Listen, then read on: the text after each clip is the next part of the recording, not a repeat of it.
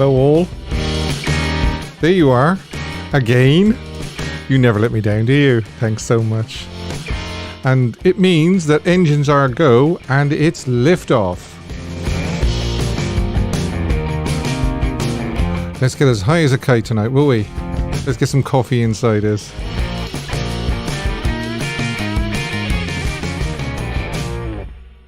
Hello.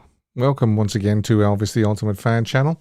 And for everybody in the chat saying that they were hot and they were melting because of the heat, I'm going to make things a lot worse later on with the smoking hot photo. Oh yes, it really is a smoking hot photo. Well, I think so anyway. I mean, and I'm a man, so I don't know what the ladies are going to think of it. So yeah, we have, as always, the live poll. And it will be quite topical tonight. More on that in a minute. A song I wish Elvis had recorded. This week, it's suggested by Sarah Plunkett. Thanks, Sarah, for sending that in. Don't forget to keep sending in your suggestions for a song I wish Elvis had recorded. We've got a Photoshop of the week. Caption this photo. That was a good one this week as well. Posted on the community tab. So if you're still not finding the caption this photo, just go to the homepage of this channel, scroll across where it says videos and live and all that, and you'll see community. Click on the community tab and you'll see me requesting you to caption the photo. A smoking hot photo I've already mentioned. This day in Elvis history. It's a big day in Elvis history for so many reasons. The 25th stroke the 26th is a big, big day. So I thought I would make the topic out of the surrounding days of the 25th. You can phone me free, as always, on WhatsApp and Instagram and Messenger. Of course, later on when I open up the phone lines. Did anybody see the Priscilla trailer and what they think of it? Well, I'm going to be asking you later on about that. It was a 60-second trailer, and I think there'll probably be more. And I think the movie is being released in October, so we're going to be hearing a lot more about it in the next few months. And as you can see, I'm in front of Hillcrest. I would say that Hillcrest is my favorite Elvis home after Graceland. And as you can see, it's 11:33 a.m. in California. And if you're watching me from California, you're very, very welcome. In fact, if you're watching me from any part of the world, and I actually had a super chat the other week from Rio de Janeiro. So the Global Elvis Community Channel, I think, is quite accurate anyway. When I put that banner up, I thought I would put the banner up and call it the Global Elvis Community Channel, if that's okay. I hope I'm not being presumptuous. I've got a new jingle as well for the quiz. Whoever gets the answer correct first gets to hear this jingle, because I thought we'd probably used the one from Live a Little, Love a Little enough. Oh, that's a dirty trick. That could make a comeback. I can always reuse some of those jingles because I do save them. Deb Haight says it's the same time as California here in Arizona, and I think Deb was saying that it was very, very hot there. And as I say, wait till you see the smoking hot photo. You ain't seen nothing yet.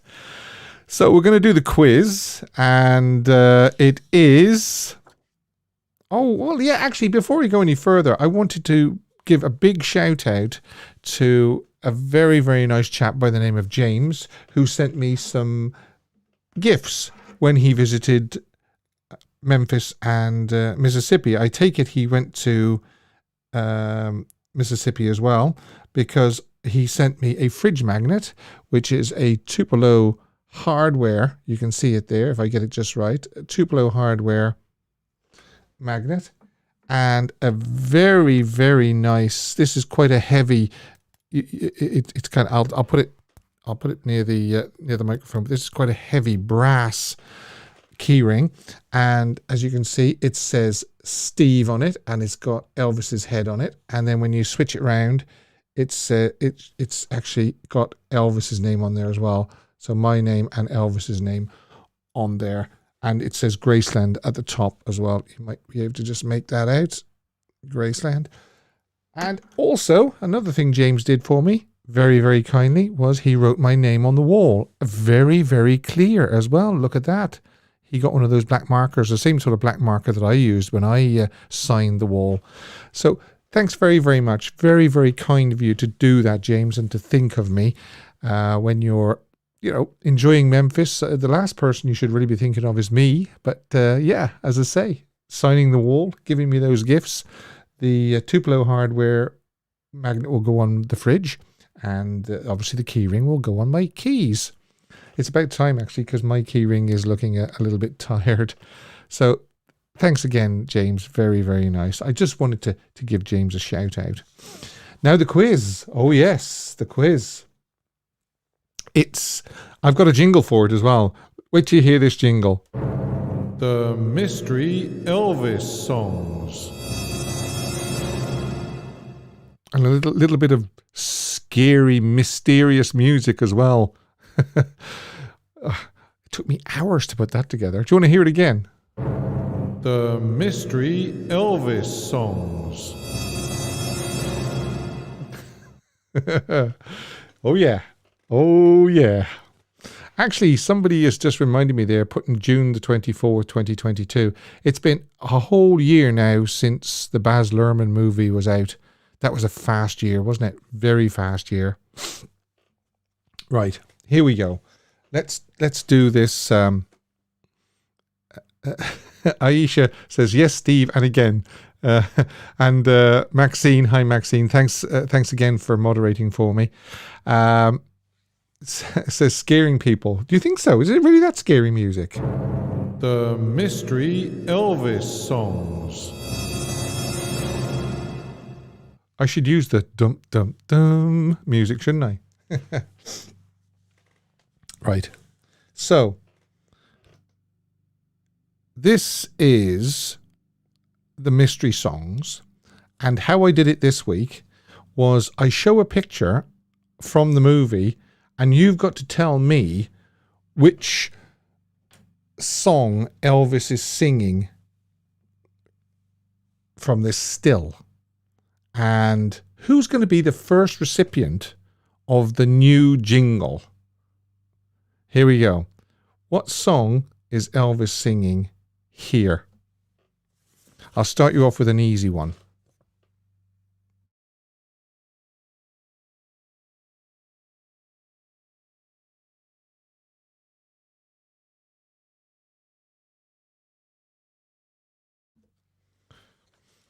Let's see. Oh, wow. I knew it was easy, but I didn't think it was that easy. Although Daniel says, hi, Danny, don't know.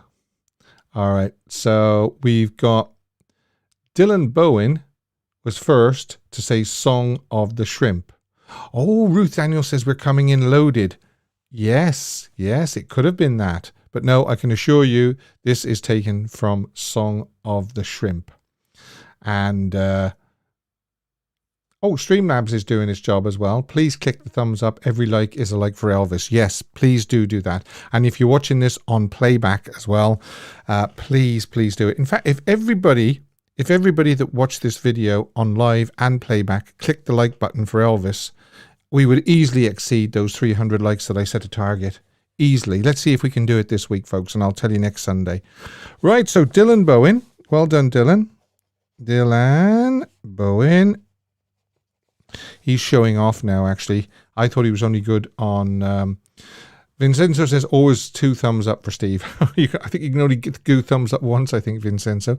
Right, yeah, Dylan is showing off because I thought he was just good at the jumpsuits, but he's good at the picture as well. What is Elvis singing?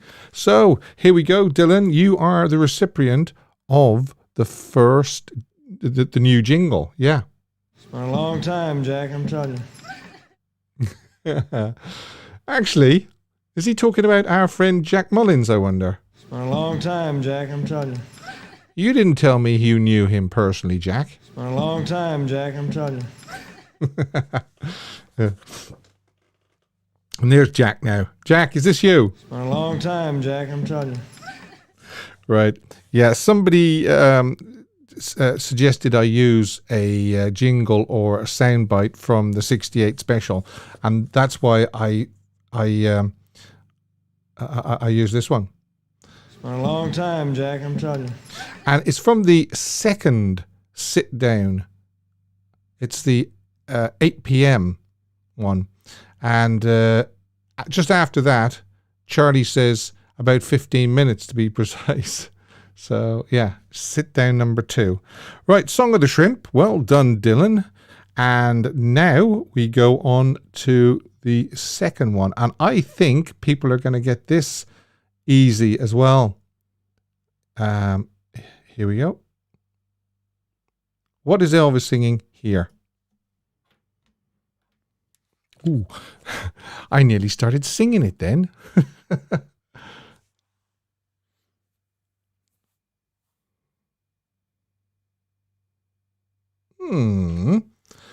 It looks like my friend and your friend Brent has got it, because it is happy ending. Yeah, is correct. Yeah. Thanks, Maxine. It's been a long time, Jack, I'm telling you. Yeah. Happy ending. Vincenzo says, good job, Brent. Kirsty Marie says, love that song. It's a good movie, actually. It's got some good comic pieces in it. It was, it was when the movies were still good, and I've got to be careful what I say here, because people are going to say, but I love all Elvis movies. But you know what I'm saying? They were still of a quality where, I better keep quiet. They weren't hear 'em scare 'em quality, put it that way. Although even hear 'em scare 'em had some qualities, and some good songs. So anyway, I'll just be quiet. Kurt Russell kicked Elvis in the shin. Yeah. In fact, I watched that yesterday.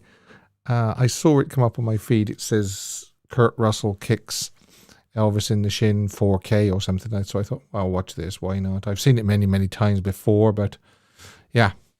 Right. Next one, number 3. Who is gonna get the Jack? Is Jack gonna get the Jack Jingle? The Jack Jingle. I just named it there, just like that. I never even thought about it until now. Jack Jingle. Right, who is going to get the Jack Jingle with this? What is Elvis singing there? Okay, and I'm going to have a sip.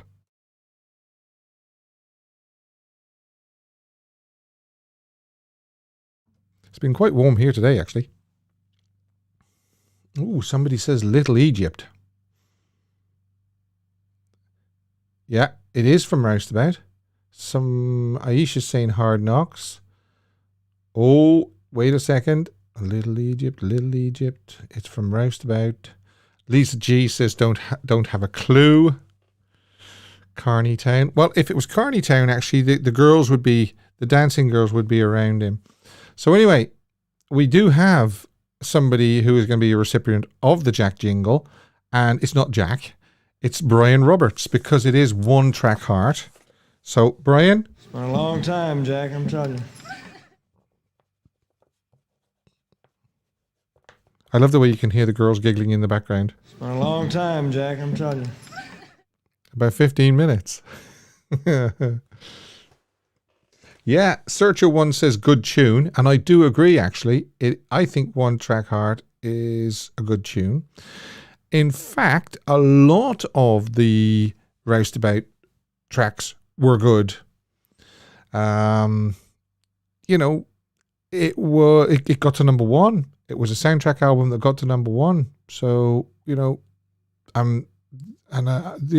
listening public do vote like that. If they think the tunes are good, then they buy the album. And Roustabout was the number one album. Hard Knocks as well is another great song. And what's that other one? Big Love, Big Heartache. Yes, fantastic ballad. Big Love, Big Heartache. Not too well recorded, but that's another that's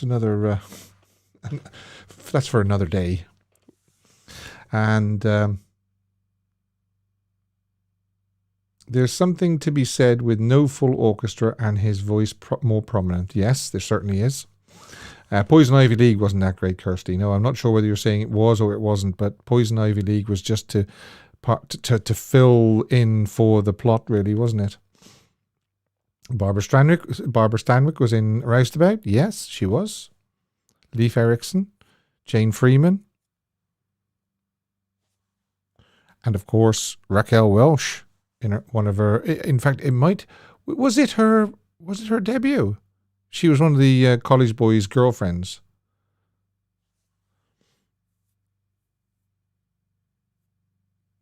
The poor quality of these recordings is puzzling, like the trouble with girls. Yeah, I thought particularly Big Love, Big Heartache was poorly recorded because of the. There's a few times when there's actually overload and distortion on his vocal, whether the recording engineer didn't realize that he was going to get louder or not. And if you listen to it, you'll understand what I mean. But that doesn't take away from the fact that I really think Big Love, Big Heartache is just a fantastic ballad. And obviously Elvis's voice. Another easy one coming up for you now. I know I'm sort of blathering a lot tonight, but once I start talking Elvis, you know me, you know what happens. Right, here we go. Who is going to be the next recipient of the Jack jingle? What's Elvis singing here? Or will we just look and feast our eyes on how incredibly good looking Elvis is there?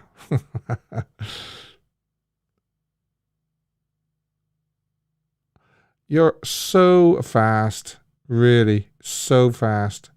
I can hardly keep up and count with how many people are saying rubber necking.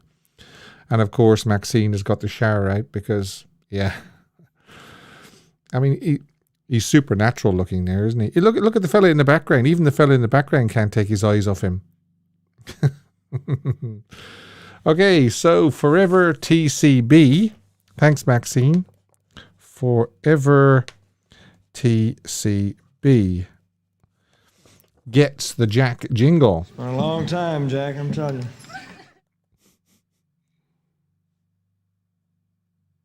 Those Elvis sideburns. Oh gosh, he's amazing. Searcher 1 says, I was first. Now, let me go back and have a look. But you do have to have all messages selected. So let me have a look. Well, I see Elvis Nation saying the whole Hear 'em Scare 'em soundtrack was muffled. Not sure if it's accidental or not. And then I see Forever TCB rubbernecking, and then Searcher 1 rubbernecking, then Jack Mullins, then Vincenzo, then Dylan. Yeah, so I'm not quite sure what you're seeing there, Searcher 1. I'm sorry, but it is, and Maxine has confirmed it as well. Right. Also says, Dylan Bowen, your next hairstyle. Yes. Come on, Dylan. Give us a change of habit hairstyle for your next video. Now, I think, actually, I must admit, I think all these are easy because we lap up all Elvis's songs in all his movies, and they're burned into our brain what he was singing and what he looked like when he was singing the songs. So this is number 5. What is Elvis singing here?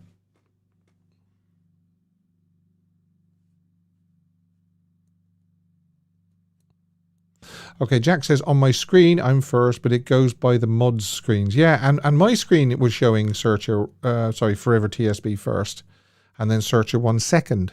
It's probably milliseconds. Okay, a lot of people now saying Bossa Nova Baby, and it is Bossa Nova Baby. Gracie G says Viva Las Vegas. Aisha says Rocker Hooler Baby. No, not Rocker Hooler Baby. So Forever TCB, Yes, Forever TCB again, believe it or not. So you get the Jack jingle. It's been a long time, Jack, I'm telling you.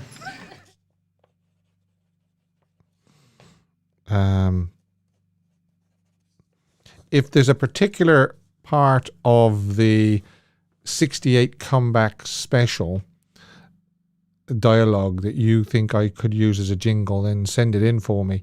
In fact, I think the very, very first one was the one where he went, when they were doing like a tagline for the advertising and the trailer of the 68 special. That was the very, very first quiz jingle I used, I think. Yeah, I was going to use my boy, but again, it was the part on the sit-down show where there was too much background noise behind it. You could hardly hear him saying it. But if I can find another part where he says, my boy, I will use it.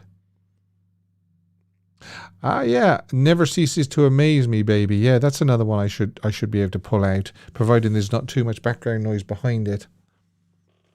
I got news for you, baby. I did 29 pictures like that. Yeah, that's another good one. Yeah. Okay. I don't think Dylan used foul language, did he?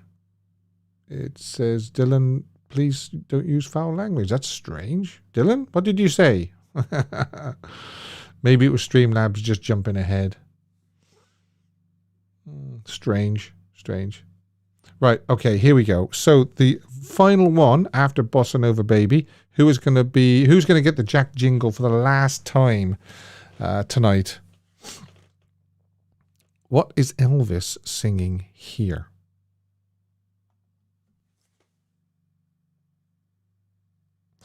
Oh, he said Moby Dick, did he? Okay. Maybe he did. No, maybe that's a suggestion that Maxine. Okay, that's strange because Moby and Dick are not two of the of the words that I've got to be censored. That's very strange. Streamlab is taking the law into its own hands. I must look. I don't think I put Moby or Dick in there. Okay. Right. Streamlabs, don't you just love it? Yeah. Sorry about that, Dylan. Nothing bad about Moby Dick anyway. Right, so all I need to know now is who was the first to say, am I ready?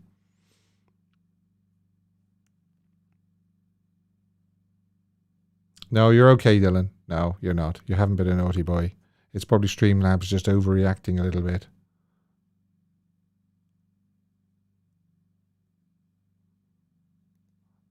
It's not a bad word. Well, I wouldn't have thought damn was a bad word, to be honest.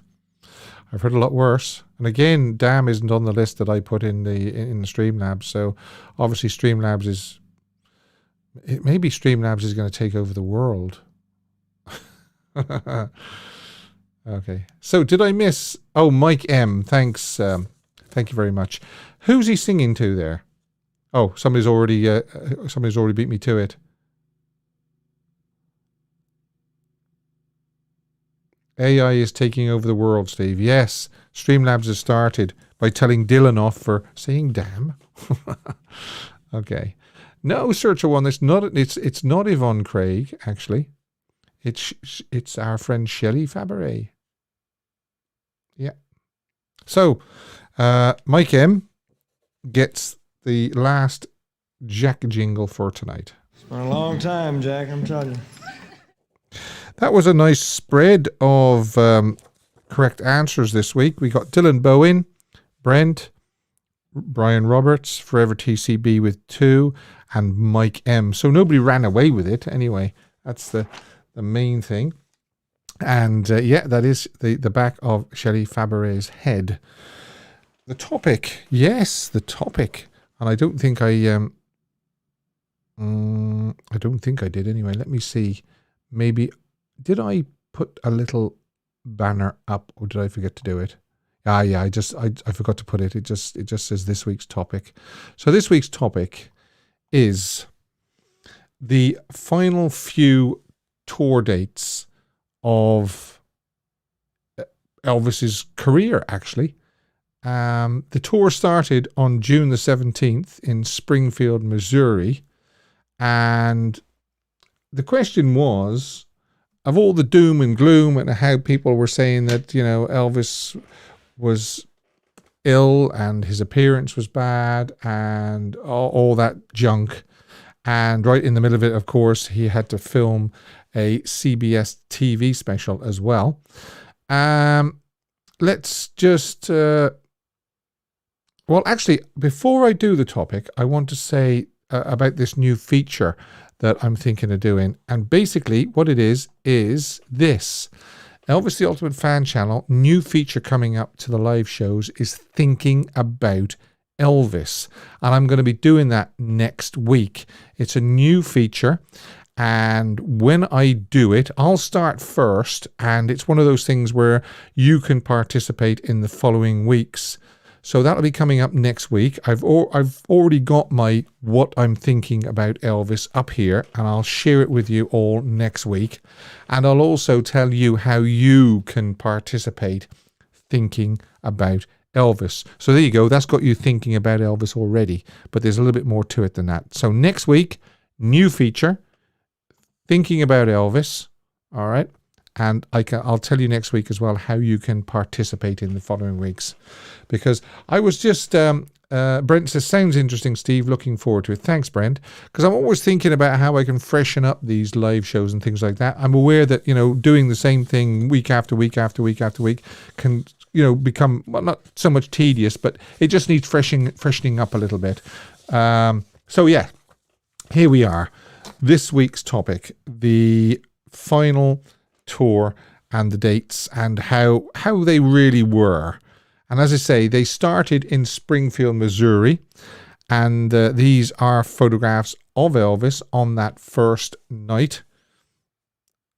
And fine, he looks okay. And okay, the shots aren't the crispest, the clearest, but I think he looks okay.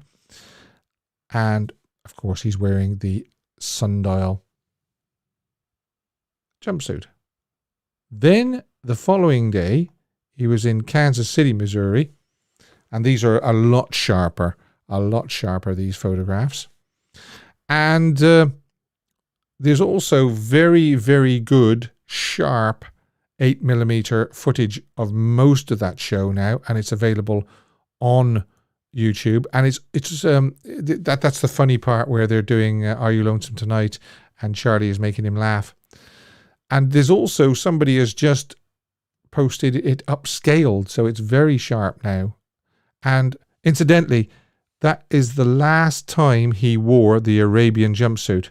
For the final 8 concerts, he wore only the Mexican sundial suit from now on, after the 18th. So those are those shots. Then it was time for the CBS crew to film Elvis in Omaha, Nebraska, on June the 19th. And again, we have some really good, crisp photographs here. And I think he's just, that's the climax of Hurt there, I think, by the looks of it. All right. This concert is described as one of the poorest ever held by Elvis. He was sluggish from the moment he went on the stage to the final song. Elvis loses the lyrics in the beginning of Are You Lonesome Tonight, while Hurt is amazingly well performed. Now look how good he looks there. I think he looks fine. In fact, I think he looks better in the still photographs than he did on the videotape. There's something about the videotape, and he was complaining that he had to wear makeup as well. And I just think he looks better in the still photographs. I think the video was very unforgiving on the 19th. He definitely wasn't as alert as he was the next time the cameras filmed him. But however, the sound system in Omaha was out of proper order at the beginning of the concert. The sound quality is not the greatest, and Elvis comments on this a few times during the concert. This show is featured in its entirety on the bootleg version of Elvis in Concert, the CBS tapes.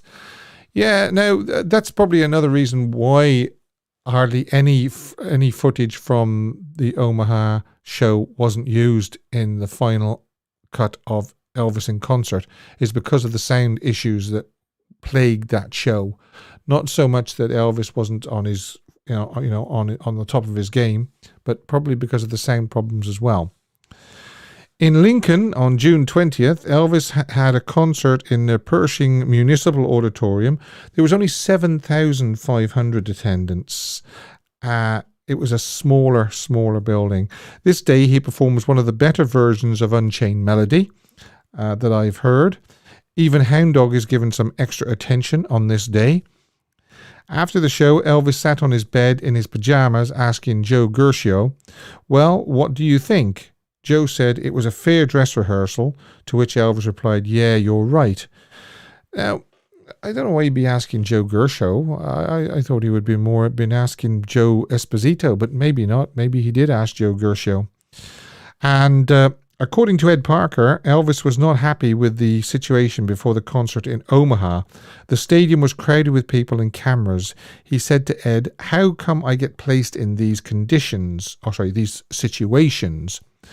Looking out of the window, biting his lip, he said, "Heck, I guess it's show business." Okay. There are photographs of Elvis in Lincoln. Again, he looks fine to me. Looks fine. Rapid City. Yes, the big one. Rapid City, South Dakota. From this concert, the majority of the CBS Elvis in Concert was taken. You can see him there. Joe's whispering, telling him how many steps is to go up on the stage. You can see Larry Geller just obscured by Joe. And behind Elvis, you can see Ed Parker. This is interesting. This is a photograph, hopefully, of Monique Brave and her mother. Monique gave Elvis a medallion of life in the dressing room before the show. And there's great footage of that, which wasn't included on the CBS special, but you can find that on YouTube. A member of the CBS crew said, "We picked Rapid City for filming because it was Elvis's first concert in that hall." Yeah, because we also see, along with Monique Brave, Mayor LaCroix giving Elvis a plaque for being the first person to perform in that auditorium. He said he'd never been to Rapid City before. We wanted to avoid any possible audience disappointment over him being overweight.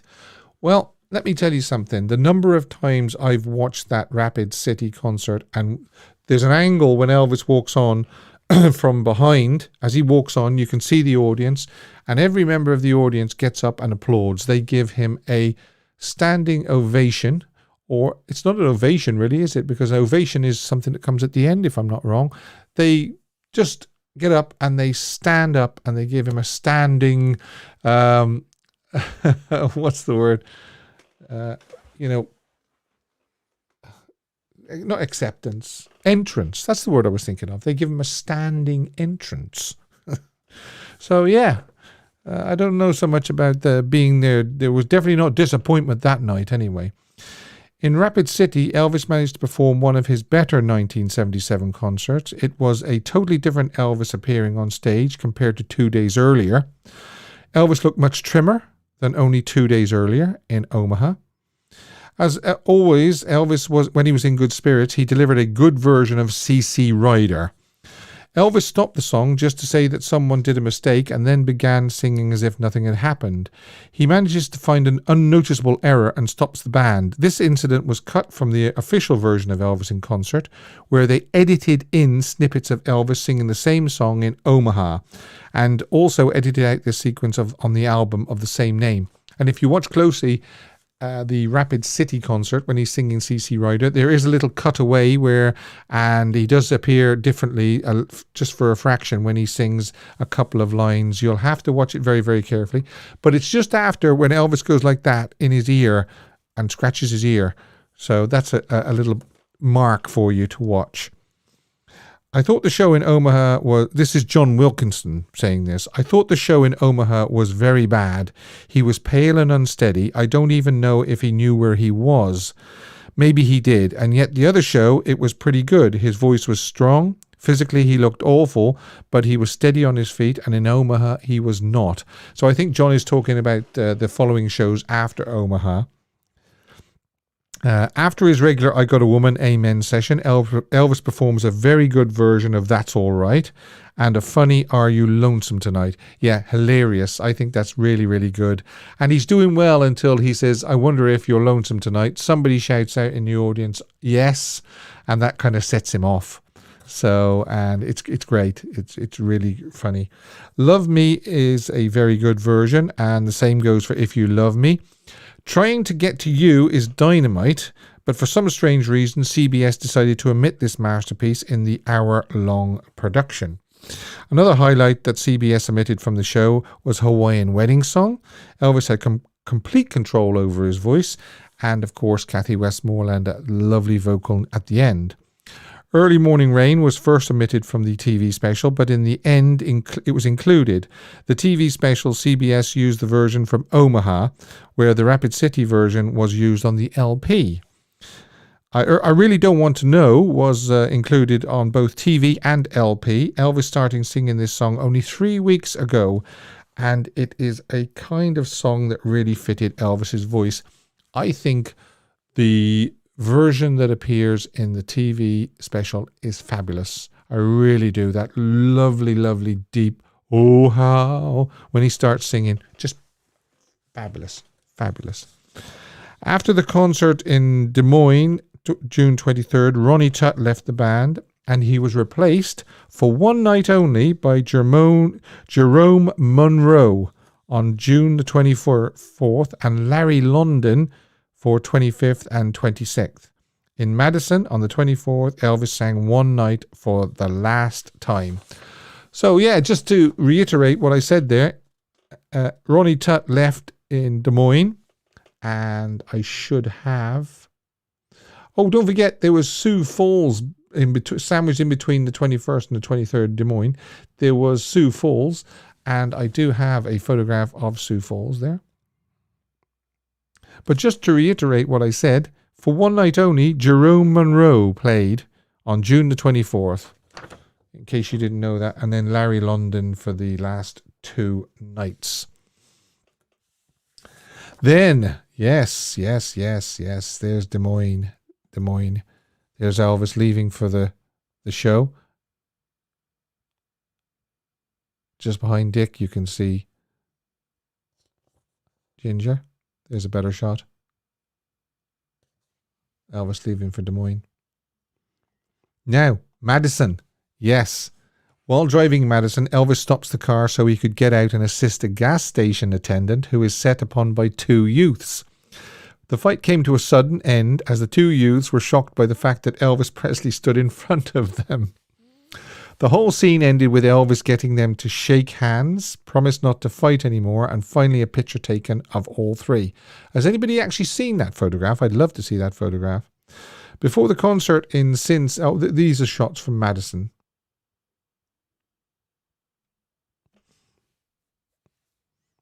Again, he looks fine. In fact, he looks fine in all these photographs, and it's almost like the photographs, or rather the video footage from Omaha, does him a disservice because he didn't really look like that. Before the concert in Cincinnati, Elvis finds out the hotel's air conditioner does not function. Elvis immediately leaves the hotel. Here we are.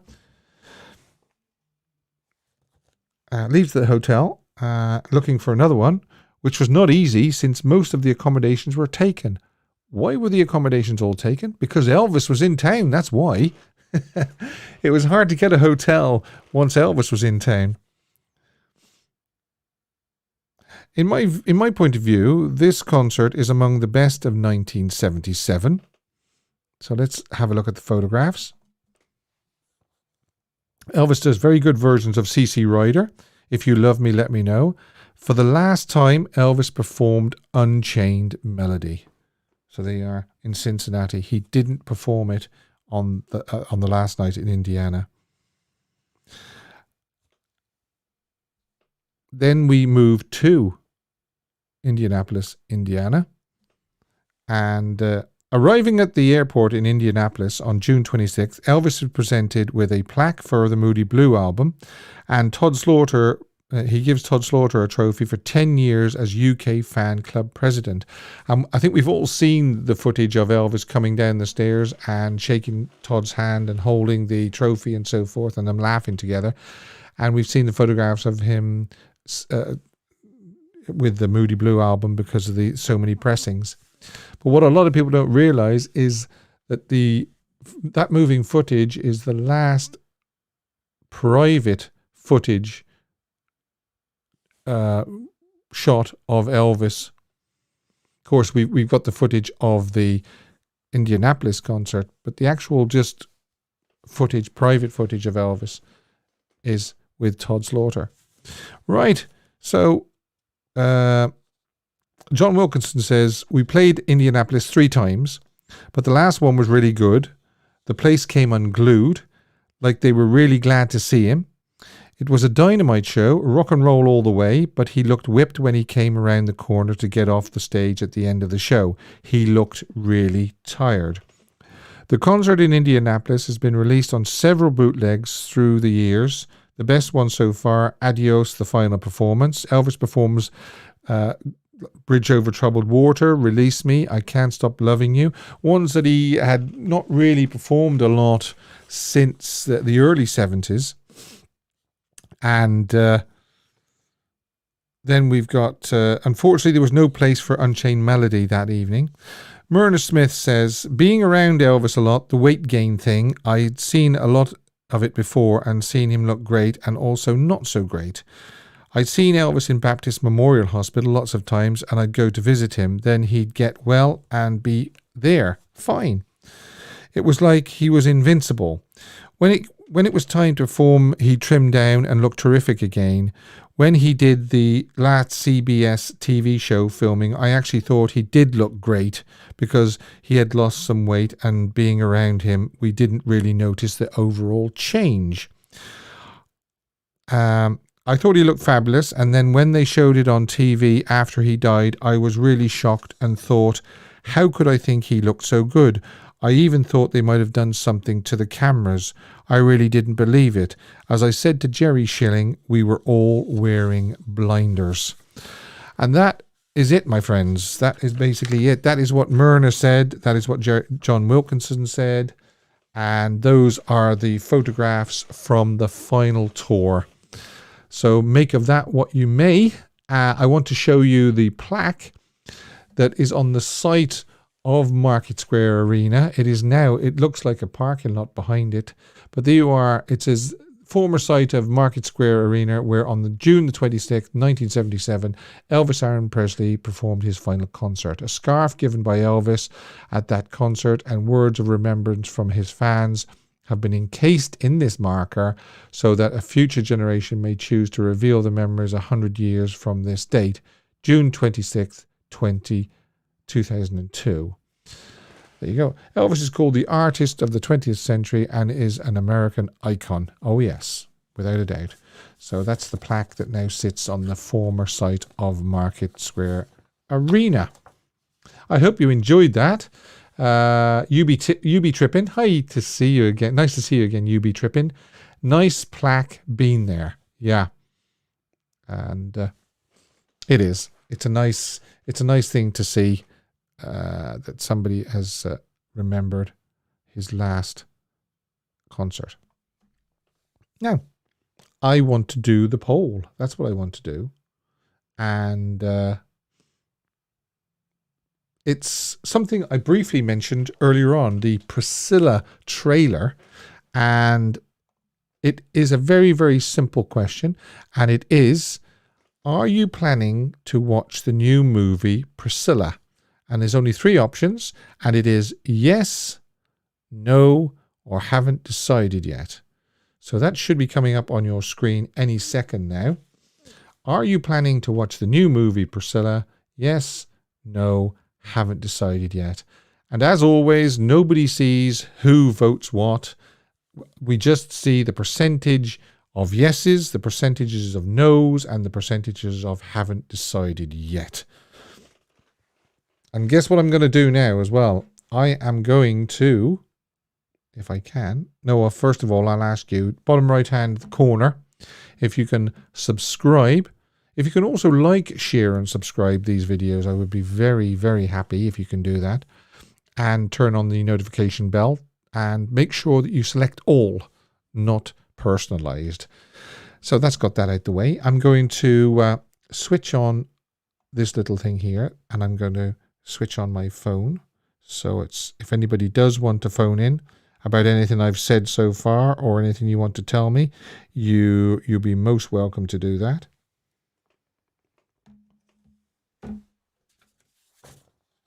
So I would like as many people as possible to vote on, are you planning to watch the new movie Priscilla, which we saw the trailer that was released this week.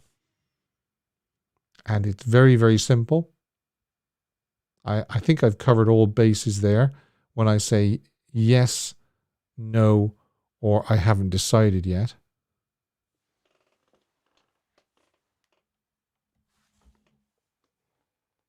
Okay.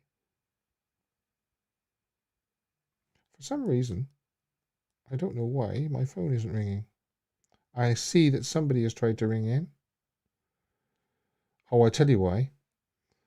I'll tell you why. That was my fault. The lines are now open, folks.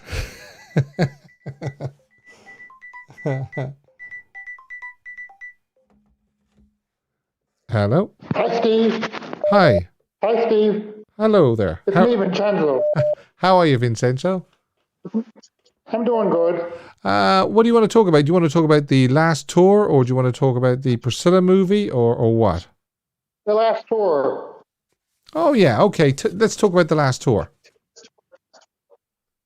Actually, I think he looked good in Rapid City, South Dakota. I think he looked good. Yeah, I mean, I think he looked good in all of them, to be honest. You know, not just South Dakota. Where are we now? Let's. What about for Indiana was a good show too. Yeah, I mean, what about? Indiana was a good show too. Yeah, I mean, what about, for instance, Omaha? I mean, there's Omaha, and a lot of people have said, you know, it wasn't a really, really good showing, and that's why they didn't use much of it for the TV special. I'm looking at the pictures now of Omaha, and I think he looks fine. He looked good too. Oh, well, that was Indiana, he looked good. Yeah, that was the last night, wasn't it? Yeah. Yeah, I have pictures of it there. Yeah, I mean, to me, he looks fine. He looks really, really fine. Yeah. Do you know another thing I meant to say? A lot of people were saying, and it's in the title of this video, and now the end is near. He was singing "My Way" a lot. Yeah. But the thing is he was singing it as early as 1973. People have tried to intimate that he was singing "My Way" because he knew he was going to die. But I don't think it was that at all. Because no, I don't think he wanted to die. He didn't want to die. No, and I don't think he knew it was coming either. Because I mean, he'd been singing it. Yeah. He sang it in Aloha, didn't he? Yeah, yeah. Okay. Now let me ask you about the Priscilla movie. Are you going to go and watch it? Yeah, I want to go see it. I'm curious to see it. Yeah, you're curious. Fair enough. Okay, so you're a yes. Yeah. Okay. Well, it was nice talking to you, Steve. Thanks a lot, Vincenzo. Bye. Bye. Yeah, I agree with Vincenzo. I've got Indianapolis, Indiana up on the screen at the moment, and to me, he looks great. So, yeah. If anybody else wants to ring in about the final tour or give me their opinion.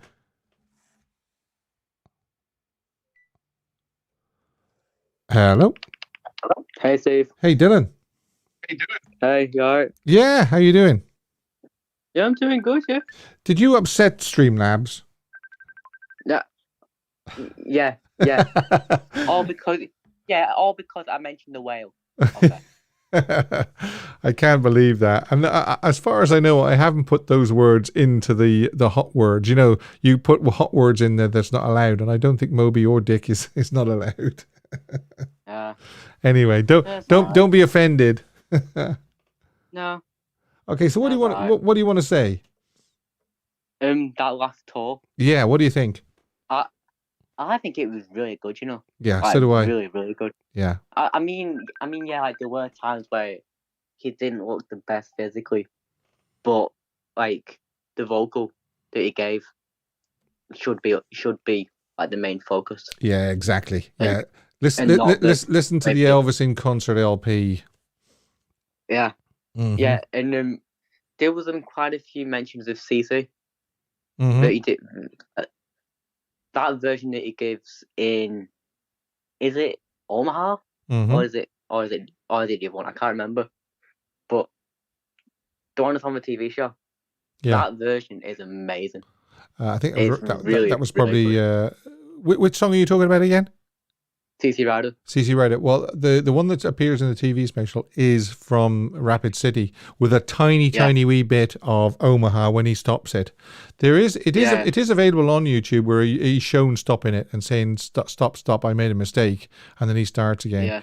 And it comes just after the part where he goes like that with his finger in his ear. So yeah, it's a really, really good version, I think. Yeah. I think it's up there with like 72, 73. It's just that, I don't know, it's just the fact that maybe like the fact that he was sick and maybe people kind of like focus on that rather than like how good he was singing, rather than and you because he was singing. Yeah, carry on. Because he was singing like really good. Yeah, that night. I mean his voice never failed him. I'm wondering why he didn't do Unchained Melody on the final night. But then again, he did do other ones, you know, like Bridge Over Troubled Water and stuff like that he wasn't doing on a regular basis. So maybe that's the reason why. Didn't he do him? When No One Stands Alone one time. Was that not earlier in the year? Actually, yeah. And also, you were telling me that you didn't realize that just for one night on June the 24th, Jerome Monroe filled in as a drummer. Yeah. Yeah, I think everybody. I think everybody thought that Larry London was 3 nights, but Larry was only 2 nights, the 25th and 26th. Yeah. Because what happened there was I was talking to my friend, and he was like, "Oh, I've made a new discovery," and I said, "What's that?" And he says there was a third drummer on the last tour. Yeah. I'm like, "You what?" Yeah. So he sends me the photo. I'm like, yeah. You even sent me the photograph as well. Yeah. Well, I actually knew, but I'm a big head, you know. Yeah. I don't know. Yeah. I do know. Now, are you planning to watch the new movie Priscilla? I don't know. You haven't decided yet. Yeah, because I just think it's a bit vague. Yeah. The trailer. It's just, I mean, like, if there was more to it, I think I could decide then. But I don't know. But also, you know that the song that I sent you for I Wish Elvis had recorded. Without giving it away, it is a strange choice, isn't it? Yeah. It is very weird. Yeah. Yeah. Oh, yeah. I'm going to have a look at that again and see if I can use that.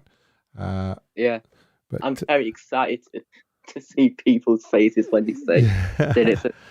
Yeah, it's an unusual one. All right, it is an unusual one. So, Dylan, just for the listeners, Dylan has sent me in a "I wish Elvis had recorded," but it is quite a strange choice. But then again, you know, that's what it's all about. I mean, it's all to do with taste and so forth. Yeah. Alrighty. Okay. Thanks, Dylan. Cheers. Thanks. Bye. Cheers. Bye.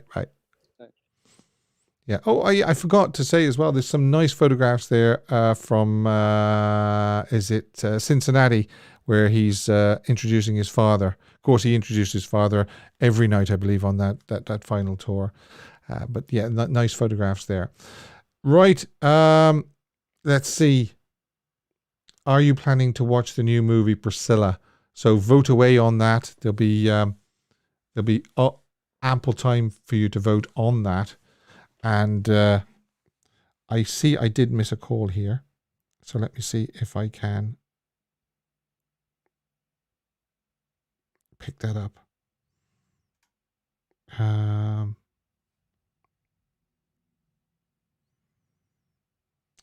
I thought I missed one. Maybe not. Let's see on here. Yes, I did. Let's see if I can get him back.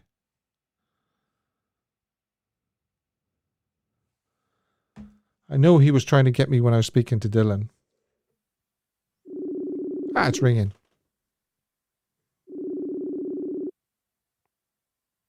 He might not pick up. Hello there. Hey, Brent. Steve, how are you doing, my friend? I saw you were trying to get me when that Dylan fella was keeping you out. No, I thought you were just ignoring me on purpose. I'm used to that with the women, Steve, but God, you? Come on. I like your style.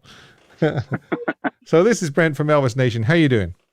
Oh, man, you know what? First of all, I got to really say what a great presentation you just put on earlier, because it really, you didn't just kind of give us a lot of factual information. It kind of took us on the emotions of kind of this last, leg of not only his tour, but of his life. Yeah. I mean, at the time, nobody knew it was going to be the last tour, but there you are.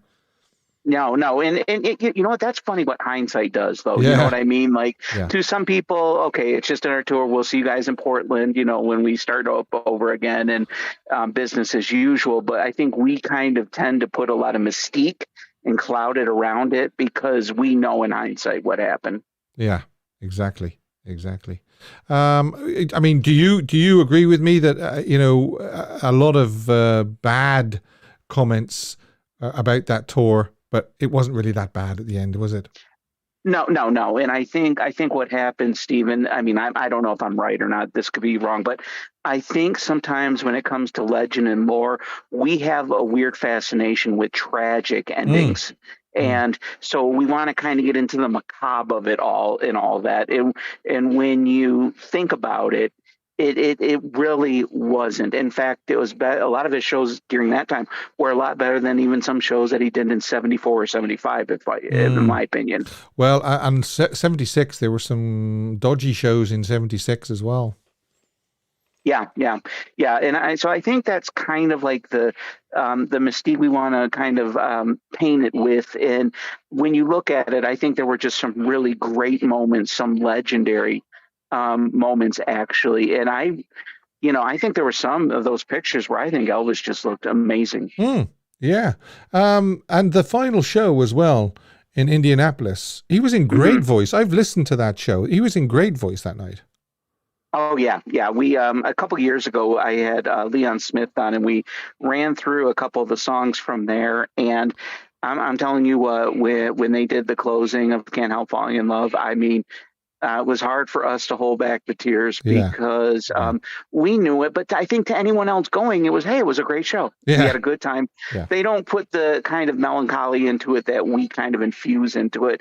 But as far as the Priscilla movie, I think, you know what? I think a good filmmaker has objectivity, and you're not supposed to really judge your characters. And I'm wondering, everybody's worrying that they're going to be subjected towards Elvis, but do you ever wonder if maybe we're the ones that are too subjective, that we can't have anything, said that we don't like or something? And I don't know. And I because of course you already know going in, Priscilla is the protagonist. Elvis is going to be a secondary or antagonist. And so she's going to have to act on him. And I don't know if, especially the director wants to paint the protagonist in a good director, Steve, would actually show the main character having flaws just as many flaws as virtue. And, so I think it's kind of silly for us to prejudge it. Yeah. But well, this is what I was just about to say. Do you think that some people have even judged it already on a 60-second trailer? A bit like the Baz Luhrmann movie as well. A lot of people had prejudged that. Oh, yeah.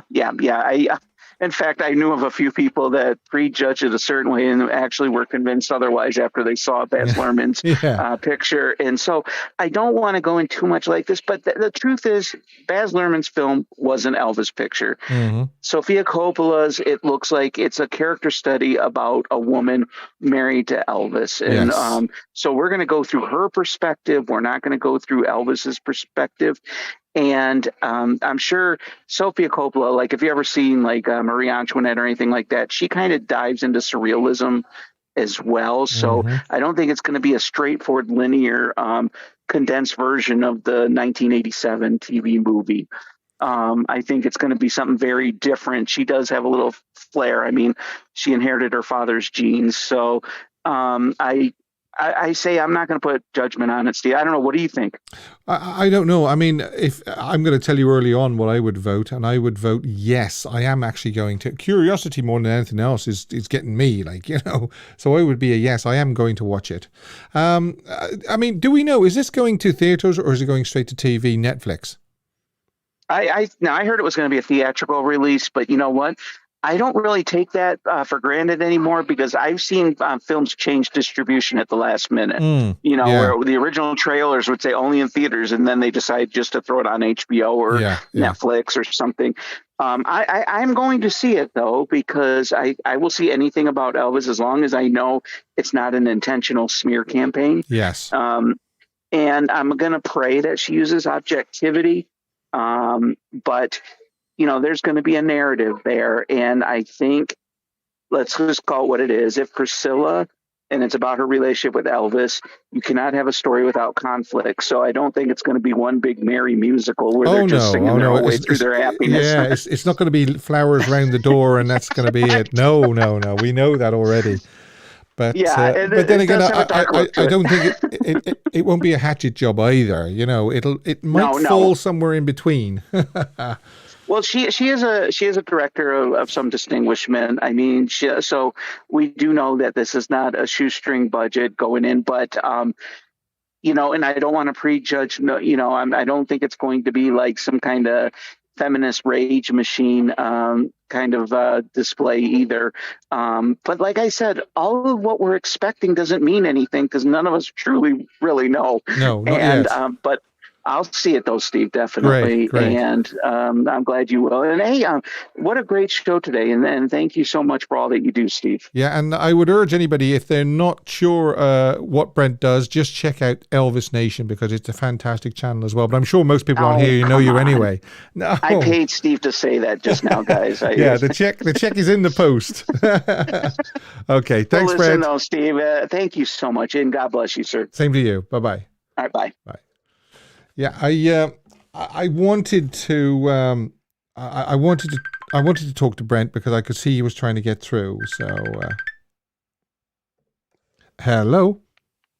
Hi, Steve. It's Danny. Hey, Danny. How you doing? Good. Very good. Yeah, really good show tonight. Thanks. Yeah, really good. Yeah, I texted. I was talking to a couple of people online there, and I was telling them that my mother actually appeared at the very last show Elvis did. Her sister had 2 tickets way up top, but she was there in Indianapolis at his very last show, and she told me that he looked very, very good.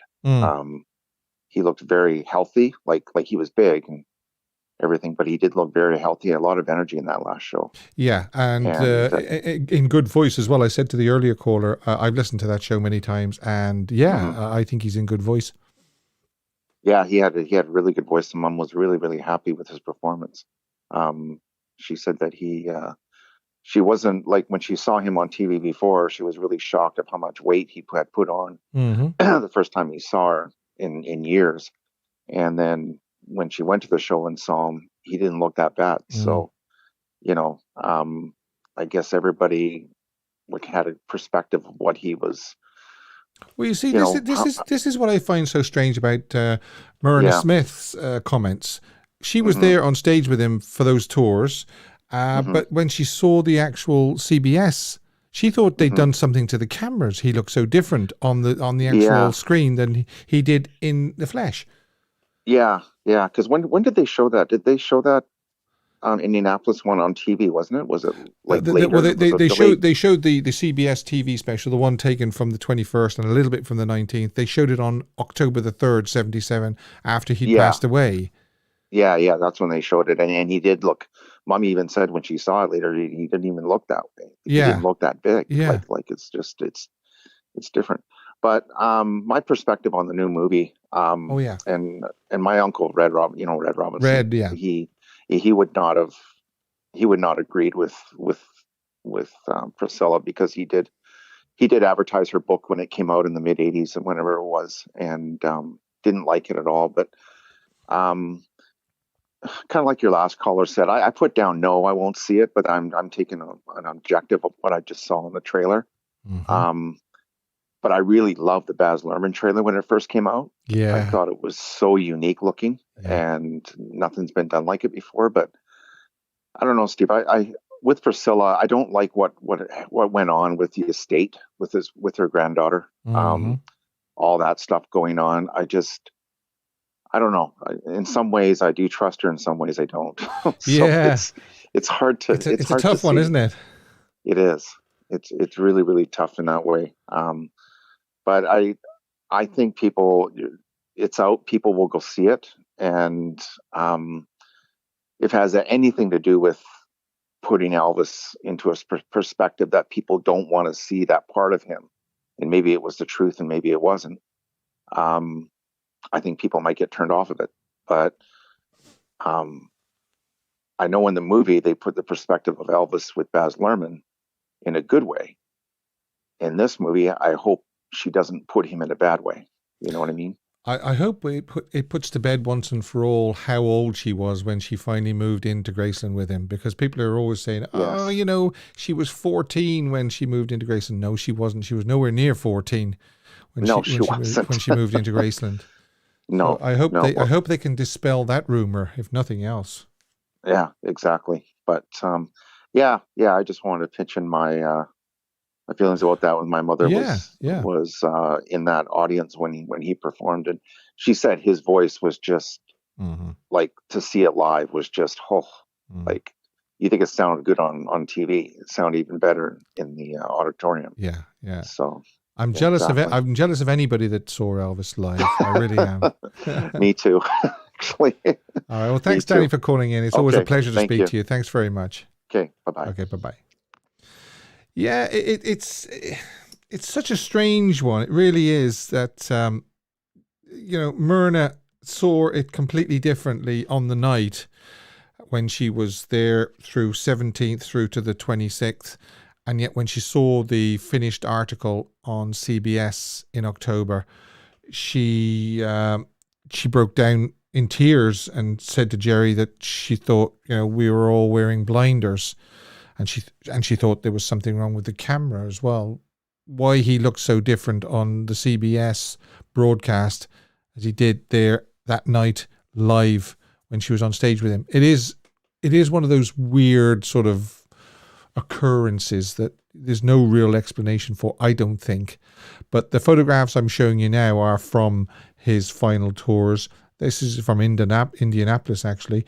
And, he just... He doesn't look the way he looked on the CBS special. Even these here now, these are from Omaha, which a lot of people said, were the two concerts filmed in their entirety. Omaha was definitely not good compared to the 21st, and yet when you look at the still photographs, he looks fine. So whatever effect those video cameras had on his appearance, I don't know. Strange. Very strange. Right, I am going to do This Day in Elvis History, followed by Photoshop. I wish Elvis had recorded. Caption this photograph. Smoking hot, as I promised you, ladies. If you thought it was hot weather at the moment, then this is just going to blow the mercury out of the top of the thermometer. So wait around for that. So we've obviously covered June the 25th, 1977, but other things happened on the 25th of June down the years. And June the 25th, 1956, let me get some pictures for you. June the 25th, 1956, Elvis performed at the Sports Arena, Savannah, Georgia at 7 and 9:30 p.m. Elvis told local reporters, "I can't believe that music could cause anybody to do anything wrong, and what I'm doing is nothing but music." 1957, Elvis returned to Memphis after finishing his duties with the film Jailhouse Rock. Graceland had been purchased on March the 19th, but it wasn't until mid-June, end of June, that he got to spend his first night under the roof of Graceland. And can you imagine that first night in that bedroom when he pulled the covers up and he closed his eyes to go to sleep? He couldn't have imagined how his life had turned around in a few short years. Really, really phenomenal skyrocket stardom. 1959, Elvis in Paris with Lamar, Rex and Charlie Hodge. 1960, Elvis drove to Las Vegas for the weekend where he attended some shows. This is a good one. 1961, Elvis arrived at the RCA Studio B in Nashville to cut new single material. However, the session starts with three songs that would end up on the Potluck album in 1962. So Kiss Me Quick, That's Someone You Never Forget, I'm Yours, Marie's the Name, His Latest Flame, and Little Sister was cut on that night between 6 p.m. and finishing up at 7:30 the following morning, June the 26th. Nothing like hard work. Our boy liked hard work. 1962, Priscilla visits from Germany for almost 2 weeks, from June the 17th to June the 28th. Then we have 1965, Frankie and Johnny post-production. 1967, Speedway. 1968, now I've got some good photographs here for you. 1968, Elvis rehearsed in his dressing room at the Burbank Studios from 10 a.m. to 12 noon for the informal part of the show. Afterwards, he spent some time with the dancers and the Blossoms practicing the gospel medley. This is good. From 3 to 5 p.m., the Guitar Man segment was rehearsed by the entire crew. And at 6:15, there was a press conference. And Elvis didn't look great. He just did not look great at that press conference. I'm joking, folks. This is how he looked. Wow. Yeah. We've got some color shots coming up at the moment. Extreme right is Joe Esposito and Charlie Hodge. Extreme left is Steve Binder. Bob Finkel is in there as well, I believe. So let's get some... most of these are black and white shots, but wait till you see the color shot and that lovely blue shirt.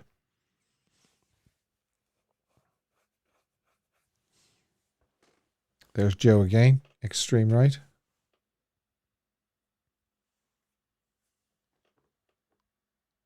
Look at that hair. Man. Oh, man.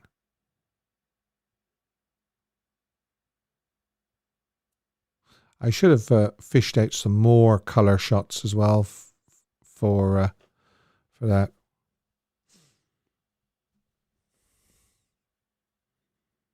Elvis with cigar in hand. For anybody that thought he didn't smoke. Looks like they're having a great time with the reporters anyway. And there it is. The famous blue shirt. That could nearly be the smoking hot photograph, even though it isn't the smoking hot photograph. I could use that in a few weeks' time, couldn't I? I could cheat. Even though you've seen it before. A thoughtful looking Elvis there. And that's back to the start. So that was on this day in 1968. We've got 1970. Elvis flew to Dallas, where he stayed again at the Royal Coach Motor Hotel. We've got some photographs here coming up because in 1973, Elvis performed at the Civic Center Arena, Pittsburgh, Pennsylvania. These are fan photographs as well, and this lucky fan was quite close to the stage by the looks of it. In fact, yeah, look, you can see how close this person is to the stage. She's even got a cop or a policeman in the shot as well. James in the background.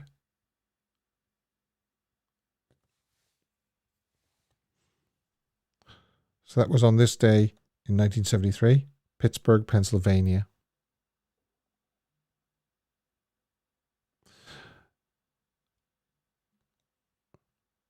That's the last one. Another concert, this day in 1974, at the St. John Arena, Columbus, Ohio. And yeah, it's the Eagle suit. These are sort of taken from stage right, as you're looking at it, stage right, because you can see the group.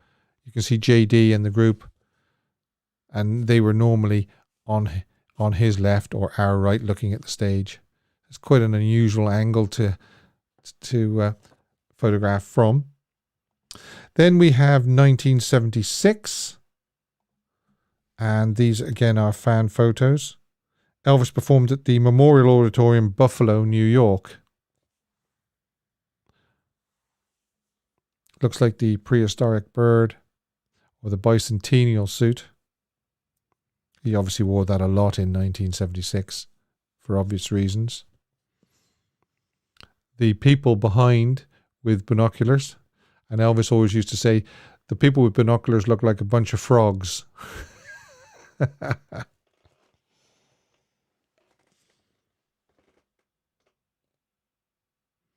Wow, some lucky lady got on stage. Girls. And there he is looking behind as well. They always used to yell, "Turn around, Elvis." And of course, we know that in 1977, he was at the Riverfront Coliseum, Cincinnati, Ohio.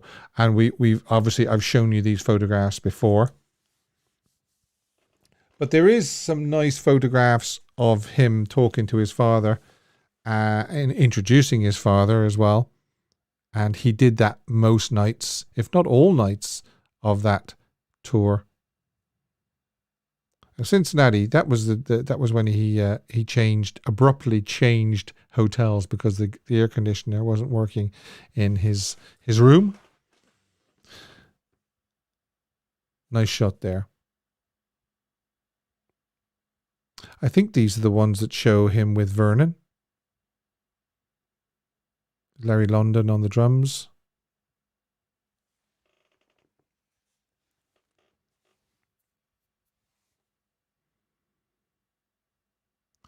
Yeah, there it is. Great shot there of Vernon. And then almost the same moment, but taken from another angle. There.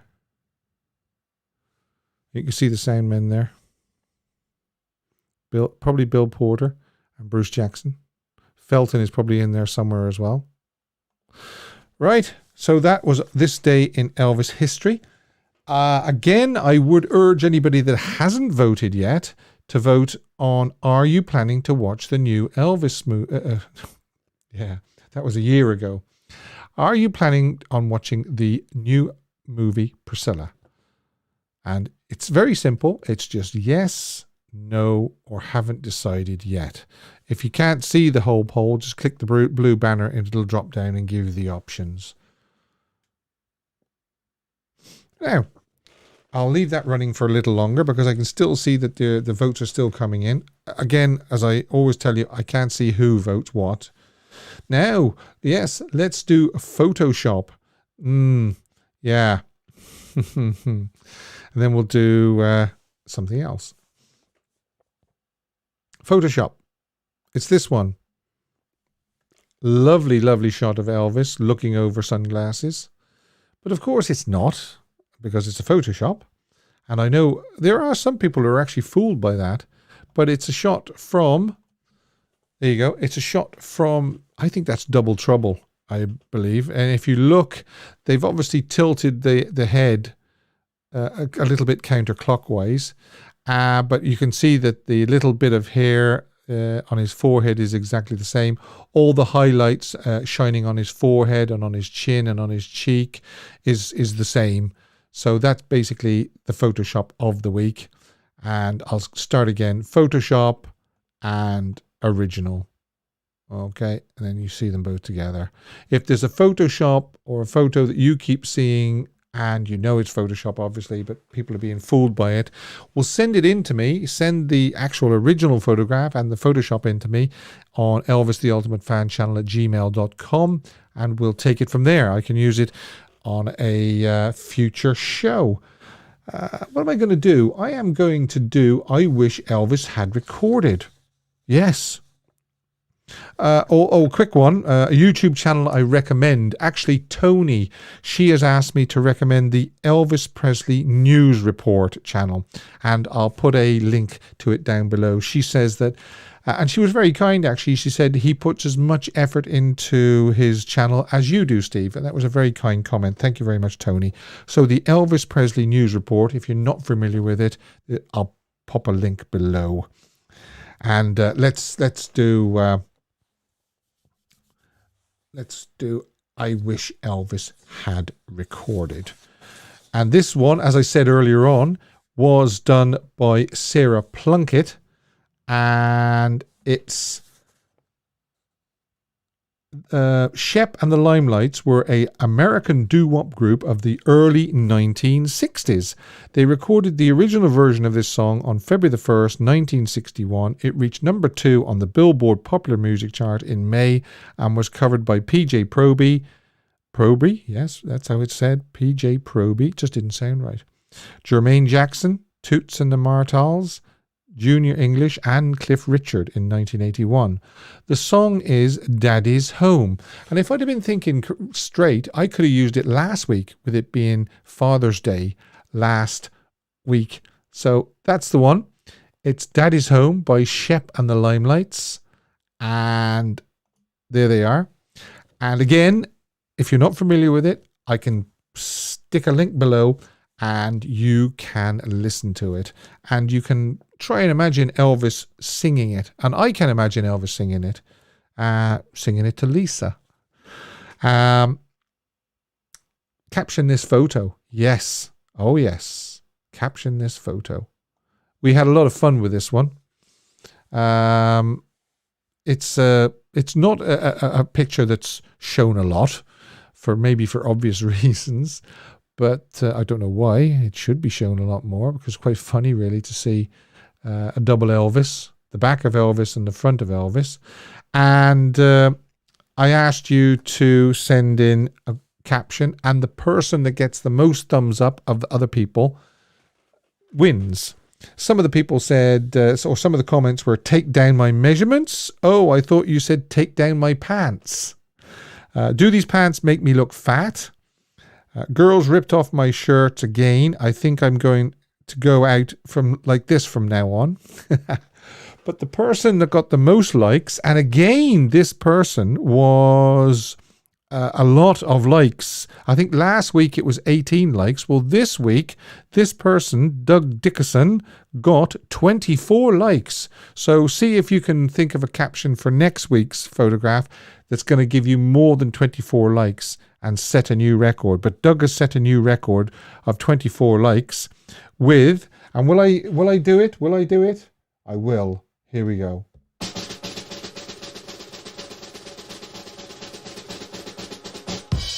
The drum roll for the caption is, this was the original cover for the Elvis is Back album.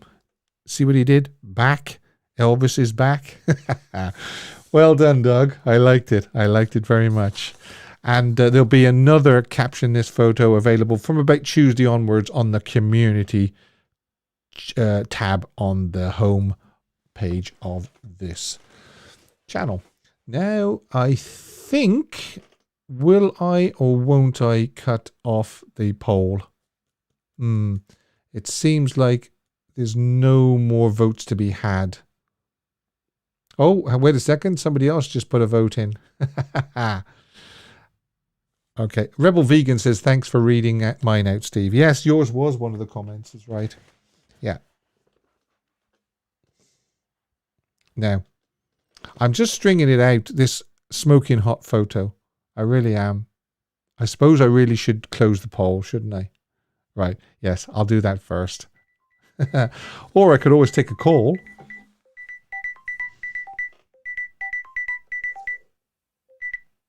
Hello?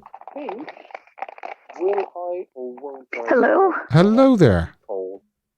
Hi there. Let me put the sound down because you're talking on, yes, that's right. There is a delay, yeah. Are you okay? Oh no, I think she muted herself as well. Oh, that's unfortunate. That's unfortunate. I could probably try and get the lady back. I think I might try and do that. Ah, here she is. Hello. Hello, we got cut off. Ah, yes, you're back. Hello, welcome to the show. Who am I speaking to? This is Wicked Felina. Sorry, can I have your name again? Yes, this is Wicked Felina. Oh, Wicked Felina. You've been on before, I think, haven't you? Yes, I have. Ah, very good. Can you hear me okay? I can hear you loud and clear. It's a very clear line, yes. Oh, good. I'm going to shut my Chromebook. So the last time I called, there was a problem with the connection. All right. I wanted to talk about that Elvis and that everything that I've known about Elvis. Since I was a child, of course, my mother was an Elvis fan, so I learned about Elvis throughout my life. And a lot of this lie about Elvis and younger women. Well, how it started was his mother told him to find a good girl, you may have to find a young girl because the older girls are experienced and you want to marry a virgin. So what she would do was find some nice girls that she thought were nice, bring them to Graceland. She would be there and she'd serve food. Elvis and the girls would watch television, and that's pretty much it. Right. And later on, Maury Povich had interviewed these women and had come out.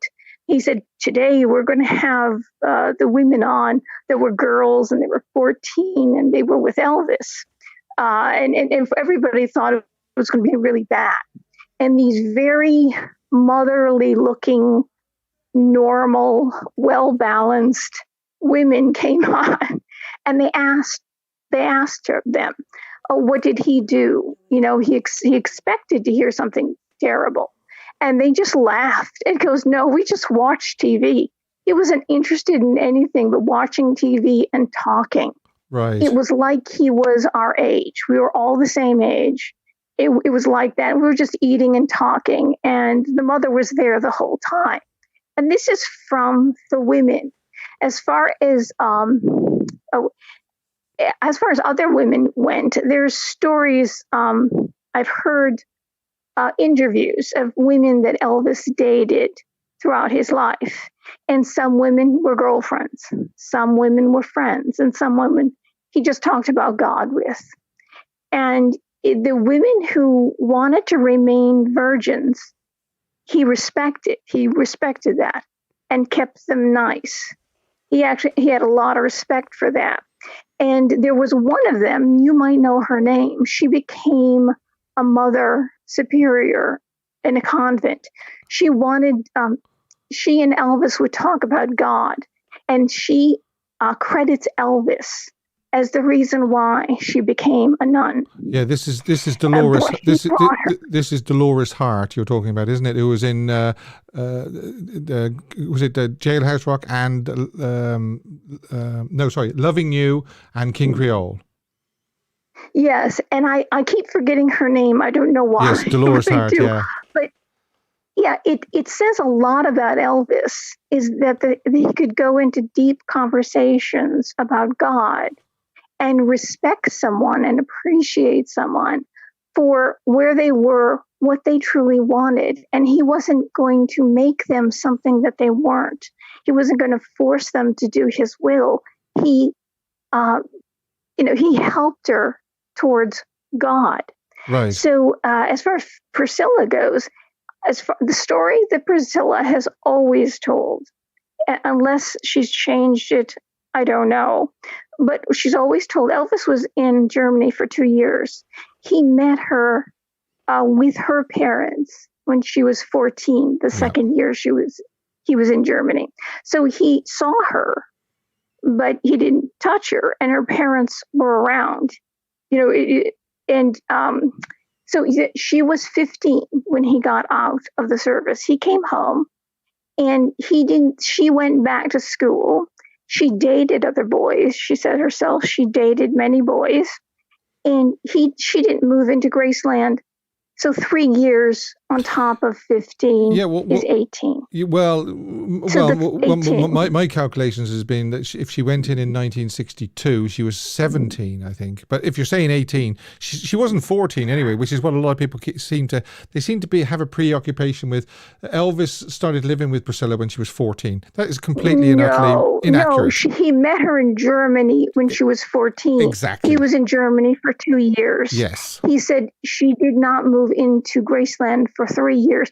That would actually make her 18. Okay. Because if she met her when she was 14. Mm-hmm. He was in Germany a more year. That makes her 15. Mm-hmm. Then when he came back home, she didn't move in for another 3 years, and that would be 18, unless it was a month shy or something like that. You know what I mean? We're talking apples and oranges, but she pretty much was an adult. But according to her, she wanted to have sex. He wanted to keep her nice for the wedding night. That's right. And Lisa Marie was born 9 months to the day. They were married on May 1st, 1960. Was it 68?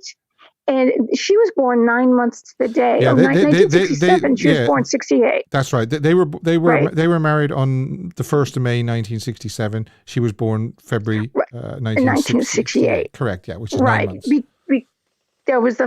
And then she started having affairs with her karate teacher, and because she was upset that Elvis was not having relations with her.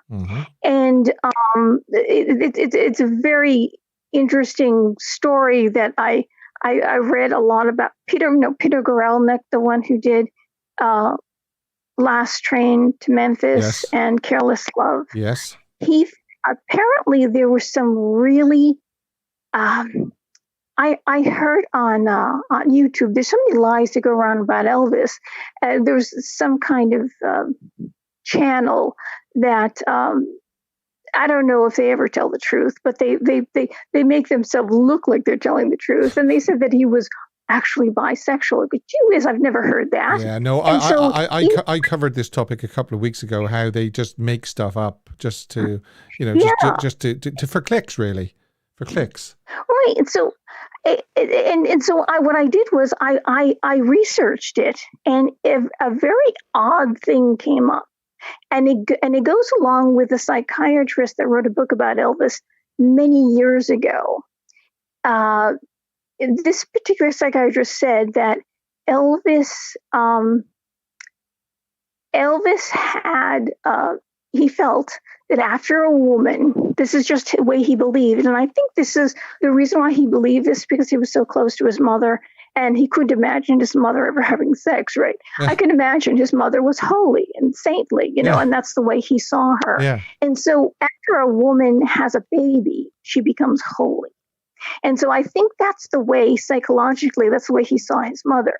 So the same thing with Priscilla. This particular psychiatrist said that he couldn't do it because to him, she had a baby. There was something holy. Remember, he sang the song Miracle of the Rosary, which is very unusual. He was a Baptist, and he sang that. Apparently, he understood that the mother of Jesus was special. So there's something holy about mother. And I think that, I think the reason, in my research, I found Peter Gorelnik, who is the authorized biographer of Elvis, and he couldn't understand. The guys were saying that Elvis always had to have a woman around, but he didn't have sex with them. Yeah, well, he liked the company of women. He didn't have to sleep with them. Right. He said they said that what he liked was find women that are attractive and are clean, because they say he was a germaphobe, and because he liked to suck toes. I mean, this thing is just so strange, but if it wasn't coming from Peter Gorelnik, I would certainly question it. But well, I question the germaphobe thing anyway, because I mean, look at all the women he kissed during "Love Me Tender" when he was doing his concerts. Yeah, that doesn't make it. Priscilla had said that he would bring his own fork and spoon to places because she thought he was a germaphobe, and I guess they were trying to figure out why. There was one of two reasons. Peter Grolnick and the guys, he was Elvis's Memphis Mafia, or anybody who was alive who knew Elvis. There was two reasons that it could be. The reason why he wanted women around but didn't have sex with them. Either he was a germaphobe, and like I said, I don't believe that either. I totally agree with that. The second reason was people don't know the degree of how spiritual Elvis was, and he would literally try to live according to what it taught in the Bible. He never reported when he would give. You know how much he would give. It was ridiculous, the amount of charity that he found so much joy in giving to people that he never reported it on his taxes once. And the reason why is because Jesus said, when you give with your left hand, don't let your right hand know what your left is doing. When you give, you don't expect anything in return. Yeah. You don't do it for show. Well, so I mean, that's the reason. I think we all know how religious Elvis was to a fault. Yeah. We all know that anyway. Yeah. And I think that's the answer to I think people do not, especially today, people are different today than they were then. And where he came from is different. It's completely different. It was a different world than it is now. I think because we are so debauched, or we're so, what do you call it? What's the word you put on it? Hedonistic. There's a word for it. Yeah, I think it's hedonistic. I think that's what you mean. Well, we can't imagine that there are people that lived differently in a different time period. Mm-hmm. That's why they don't understand that where he grew up, that this is why where he grew up, he didn't steal anything from anybody. You know what I mean? Mm-hmm. As far as that goes. But people don't understand that some people, even if they're singing rock and roll, can be very good. They can be much better than we could ever dream, because we don't spend the time to do simple kindnesses. Yes. To do good deeds. Yeah, which Elvis always did. Kind of Elvis always sort of gave time for that, didn't he? Everything, his whole life. Joe Esposito said he woke up in the morning. He said that Elvis wasn't a depressed person. He woke up and the first thing he thought of, who can I make happy today? Yeah, that was Elvis. People don't think like this. His father said, "Stop giving all this away, Elvis. Yeah, I know. You're going to be poor." And he said, "Dad, I love giving. Yeah. I love giving. I can't stop giving because it makes me so happy." That's right. He wanted his friends and family and fans, of course, as well, to share in his good fortune. That's what he wanted. Yeah, people don't understand the even the live show, the satellite concert from Hawaii. Mm-hmm. It was a cancer. It was a cancer fund, and anybody could walk in. You could, if you didn't have a dime, you could get in. That's you right. could give as much or as little. You could put in a quarter. Yeah. That's the way he set it up. Yeah, that's right. He wanted everybody to be able to come. I mean, I don't really know, I can think of any celebrity that is that generous and that spiritual. You won't find one, I don't think. No, he read, according to Larry Geller. Larry Geller was his did his hair, and he had a barber chair in his bathroom. Yeah. And that's where he would go every night to read books, Larry Geller, because Elvis couldn't go and buy books. So Larry would get him books on spirituality. Elvis wanted to know how everybody in the world came to God. He read books on all the religions of the world because he wanted to know how they came to God. It was so important to him. Yes, yes. And he read, according to Larry Geller, 10,000 books on spirituality alone. And it was Lisa Marie who said that in her, this is maybe a year or 2 years before she died, she said that she found comfort. This is where she started separating from her mother, which I kind of understand why she did. And she started spending her time in her father's room reading his books on God. She wanted to be close to him. I think that what happened was, what do you call it? Dianetics, science. Scientology, What do you call it? Scientology. Yeah. She joined Elvis was approached by the Scientology. They wanted to get the biggest stars, and they gave him a book on Dianetics, and he read it, and he said, "This sounds good, but at the bottom of it, there's no God." So they tried to get him, but who they got Priscilla before she left Elvis. Right. That's right. And so I believe Scientology was the power, could possibly have been the people that were behind the transformation of Graceland. So she raised Lisa as a Scientologist, and Scientology is really, we've heard a lot of bad things about that. And I think Lisa realized when no one, she sang the song, "When No One Stands Alone," as a duo with her father. I think she realized that her mother took something or kept something from her. She wanted to be, she wanted the religion that her father followed. That's why she I think this is such a wide, broad sort of topic. We could spend a whole show just talking on that. I know. It's true. There's just, to me, just like you, we want people, we want to get the truth out. We're so tired of the lies. I know. Yes, I agree. And you just but the upshot of it was, how we started this conversation was, Priscilla was not 14 when she moved in with Elvis. She was 14 when she met him, but she was 17. I think she was actually, looking at it now, she was 17, nearly 18 when she moved into Graceland. Yeah, that's practically an adult. Okay. And in the South, legally you're an adult at 18. You can give consent at 16 or 17. Okay. Well, so technically,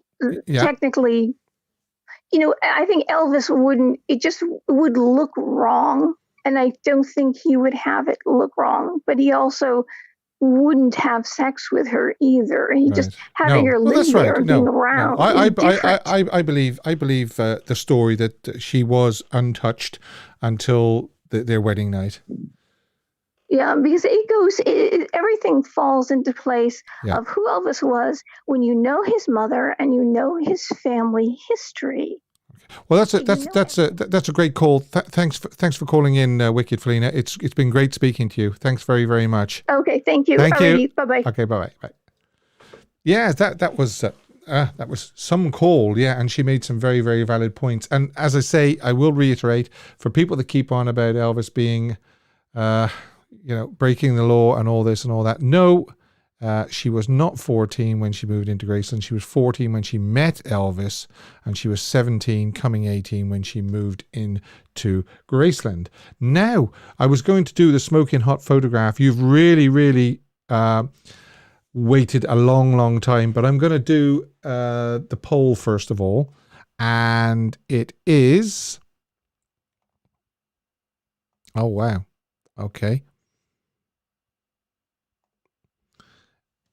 No, 52%, yes, 25%, and 22% haven't decided yet whether they're going to watch the Priscilla movie. So more than half are saying no, they won't. I think that might change, though, as it comes nearer, I think. Maybe not, but I didn't think that it would be that heavily on the no. Now, here we go, smoking hot, yes, I'll just put that up a little bit. Smoking hot. Are you ready? In fact, you know what I'll do? I'll do this. Because we've waited so long. This is a smoking hot photo. Yes, from Flaming Star. What does everybody think of that? We are so protective of our boy. Of course we are, yes. Bill says, I will watch it just to be curious. Rebel Vegan, all those sweaty faces obviously means that she's looked at this. She's seen the smoking hot photo. Jill's on the floor again. Mrs. EAP says, flaming hot. Kirsty says, oh my God, I fancy him so much. Gigi Moore says, oh my God, great one, Steve. I told you it was worth waiting for, didn't I? I told you. I kept you waiting till the end. Ay.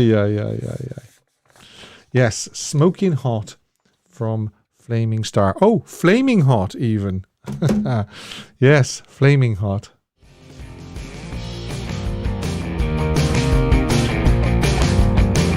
Well, it was a mammoth show, it really was, and I enjoyed every moment of it. Thank you so much to all the callers.